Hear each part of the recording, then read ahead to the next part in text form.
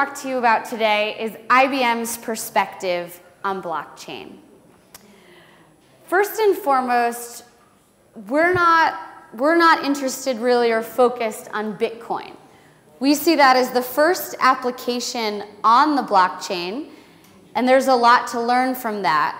But the power of the blockchain goes far beyond currency. So here's what I'm going to run through with you today. Start with a quick introduction, talk about what we see as blockchain, share with you how some of the companies that we work with worldwide are thinking about blockchain, tell you about the IBM blockchain, and then answer any of your questions. So IBM believes that blockchain is going to fundamentally change the way that every industry does business. And in the last 6 months, we have had every single CEO from every industry calling us and asking, what does this mean for my business? What can I do? Ozan gave us a good overview of the financial sector, but I think what is so interesting is that all of this investment and attention happened in the last 9 months. So this shows that we're just at the beginning, but there's a real need to move with speed. So what is blockchain? We look at blockchain as an emerging platform for transaction services. So right now, you have lots of individual players who have their own information and only share it as needed. That makes it vulnerable, slow, inefficient, and expensive. Once we get to the blockchain, you start to have consensus, you know where information comes from, and you have finality. So let's dig a little bit deeper into how IBM thinks about this. So let's take a step back to when you first learned a little bit about how the world works. I don't know how much all of you know about IBM, but IBM creates and runs the technology systems that run the companies and the governments all over the world. So we think about things in terms of business networks. You have customers, you have suppliers, you have governments, you have regulators, you have banks. All of these different parties are part of your business networks. And you have certain boundaries, whether they be geographical or regulatory. And the way that wealth is generated is you exchange goods between different players in this business network. At the heart of these networks are markets, which facilitate the trade between all of these different parties.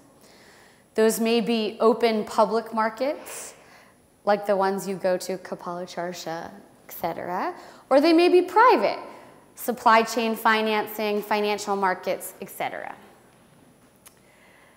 Now there's a couple of key things that are part of this network. First are the assets. So assets are really anything of value. That could be tangible assets like your car or your house. That could be intangible assets, stocks, bonds, etc. And certainly intangible assets are able to be divided. Cash is also an asset, but let's keep that out for this conversation. So let's go back to who's in that business network. As I said, you have customers, suppliers, governments, and each participant plays their own different but important role.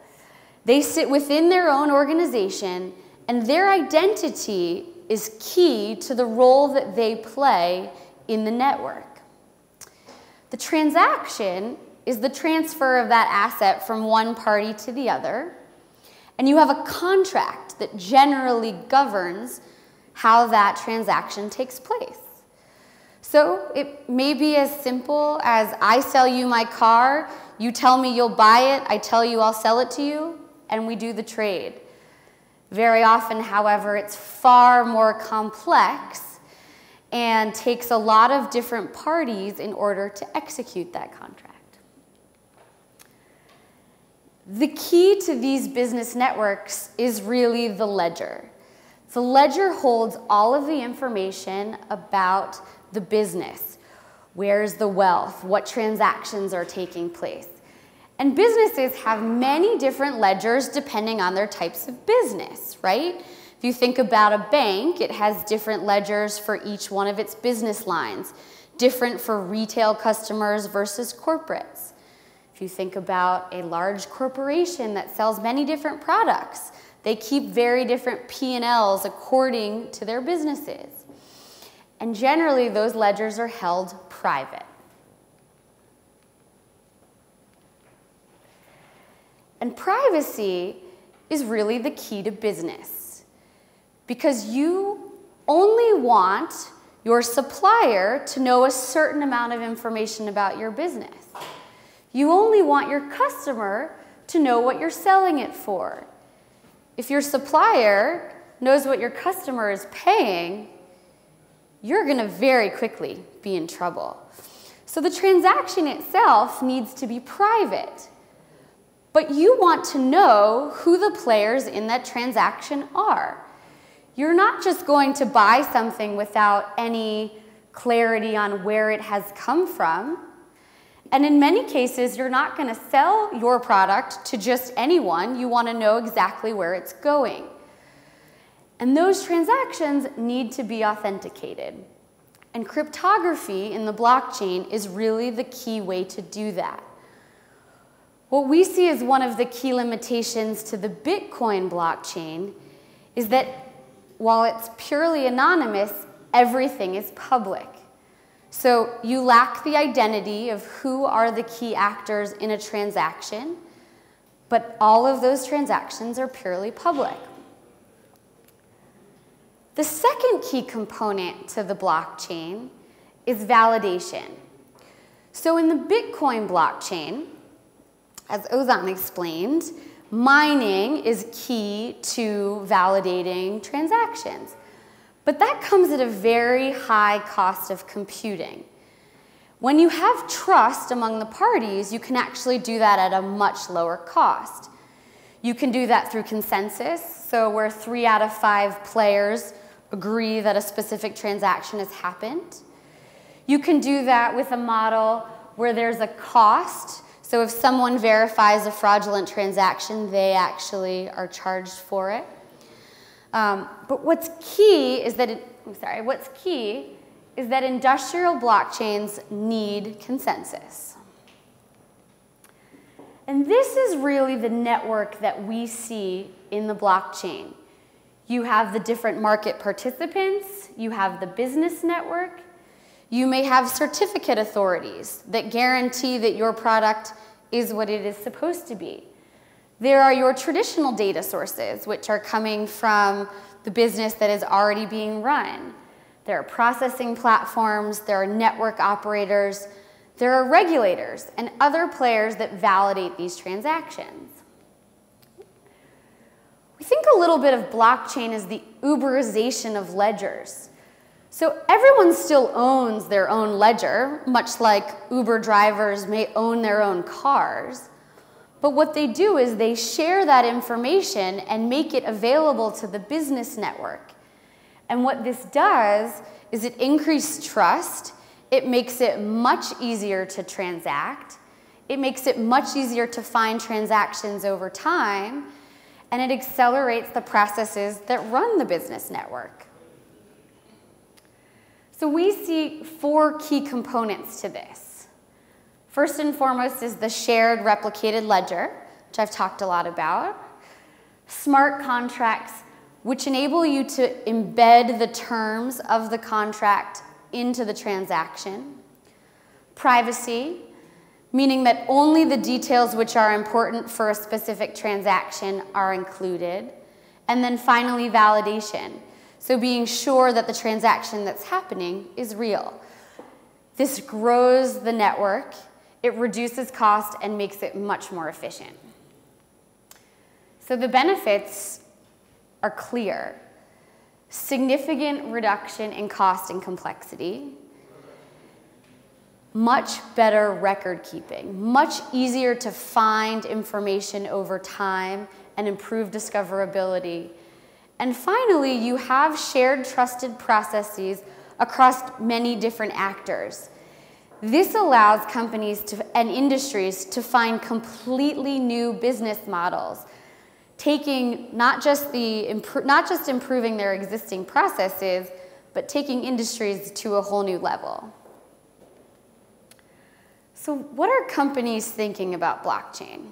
We've heard a little bit about the finance sector, but IBM is working on 4 main types of use cases that actually transcend every industry.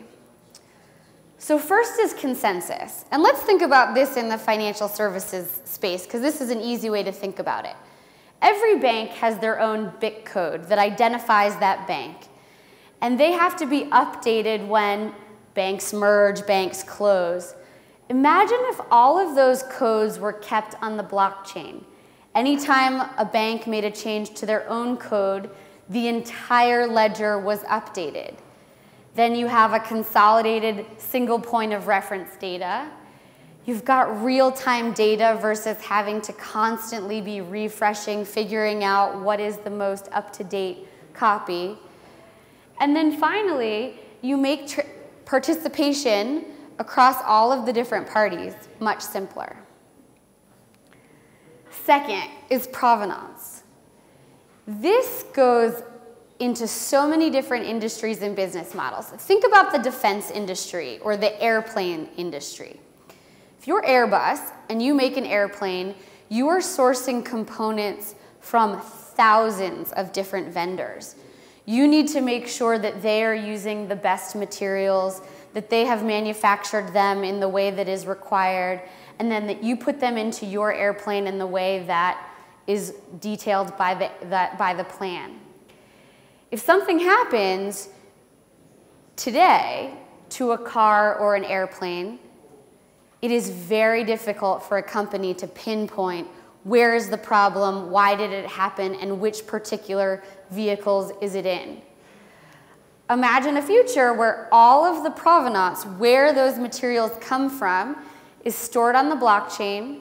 There's no single authority, but it's trusted and shared across the blockchain, so that if a problem is identified, rather than having to recall 10,000 cars or several hundred airplanes, you could go to the individual airplane or car, identify the specific issue, and fix it. Wait, this way. The next is immutability.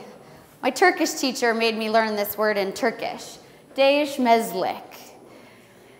She said I should do this in Turkish.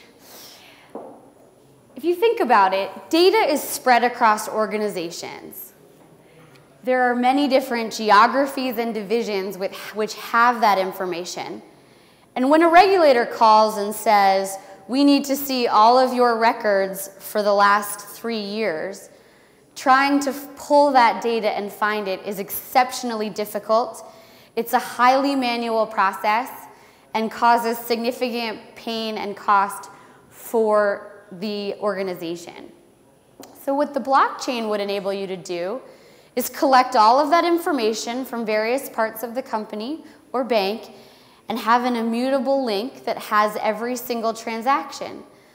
That way, when audit or compliance needs to come and find out what happened at a specific point in time, the ability to pinpoint that action is immediate. You reduce the cost of storage of documents, of people to have to go search for specific information.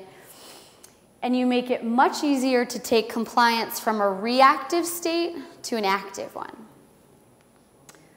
The last one is finality. I think this is a great example for small and medium businesses. At this point in time, banks offer very little in terms of letters of credit.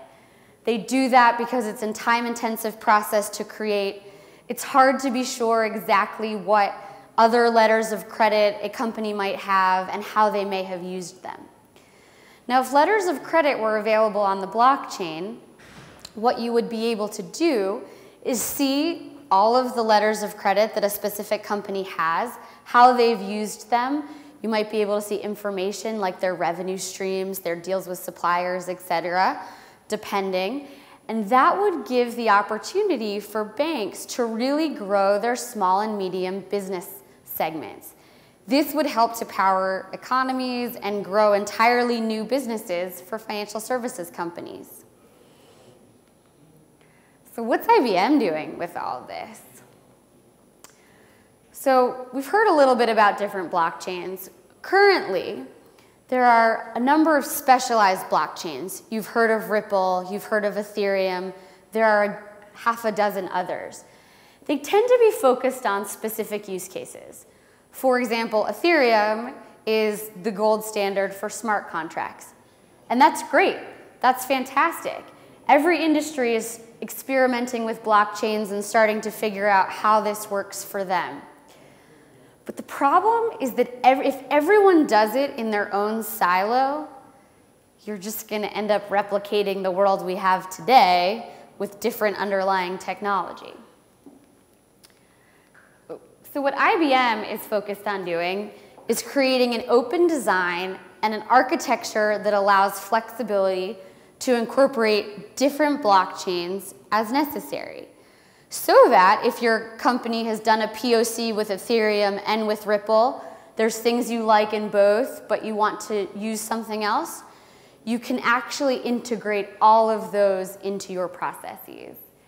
It provides a trust layer, which is key to the validation question, and it has a separate domain for the business. In our perspective, at the end of the day, blockchain is going to change how business is done, but business leaders don't necessarily need to know every single detail of how this works. What they need to do is make sure that they have privacy and trust and access to their assets and their business networks. The other key thing is that while blockchain is really exciting, there's 100 years of systems that record transactions and that manage businesses. Many of those work very well today and are not going to immediately disappear. So what's going to need to happen is companies are going to need to be able to incorporate their new blockchain projects and ledgers into the existing systems. And that's where IBM provides the connection between them. So as part of this, you guys may have heard, December 17th, we launched the Open Ledger project. This actually has now evolved into the Hyperledger project, but keeping track of all the names can be a little bit challenging. What the key thing is this is built through the Linux Foundation to create the fabric, much in the way that Linux was created in the 90s. The goal is to have standards, to have governance that sets a foundational level across all industries and blockchains. We've donated 44,000 lines of code. We started with 30 partners. We had 350 calls in the 48 hours after this announcement was made. So our goal is to make sure that the fabric for blockchain is set up in a way that it can work across industries, across platforms. This is really critical. We're sort of in the days before email had a single protocol, when you had lots of different programs, and if you were an AOL user, you could only send it to another AOL user. What's critical is you get that foundation, and then you can start to grow. So you can see some of the companies. We're working with everyone from financial services companies to technology firms. Many of our competitors are actually part of this list because we really think it's critical to get that fabric layer set. So just to give you a sense of what's part of this project, first and foremost, it's the shared ledger. It's really the foundation of the blockchain. So that means the code execution environment, the data structures for the ledger, the consensus framework, the identity services, and how you handle network peers. On top of that is where people will start to differentiate, where they will build value-added services and applications that create entirely new business models and entirely new opportunities for growth. So those specific applications, API libraries, et cetera, all of that is outside the project. We're very happy to compete and work with companies across the board on that. So in terms of the blockchain, what we're focused on is putting it on IBM Cloud. We have this layer of the Hyperledger project. And the Hyperledger project is we've taken the 44,000 lines of code which IBM has donated, along with 30 other companies, plus a company called Digital Asset Holdings, which you may be familiar with, which has developed the Hyperledger. And getting that really is the fabric. Now what we're doing is creating blockchain on Bluemix so that you can actually go in and start to experiment and develop your own blockchains. So I would suggest check out, I think it's bluemix.net. You can get a free login if you first time you go in and start to experiment. It's still fairly early days, but about every 2 to 3 weeks we have a new release that we're putting out there with the new tools and new features. And if you're a developer in particular, it's pretty exciting. So, summary, blockchain is the shared replicated ledger technology. We are really focused on open standards, open governance, and an open source platform. Blockchain really opens up business networks and allow different people to play in traditional business networks. And it just starts to address a whole new set of business challenges that up until now have not really been on the table. We're doing this through the Linux Foundation and actually creating our own engagements with customers. We've got about 50 different POCs that are going on worldwide on blockchain. So, thank you. Do you have questions?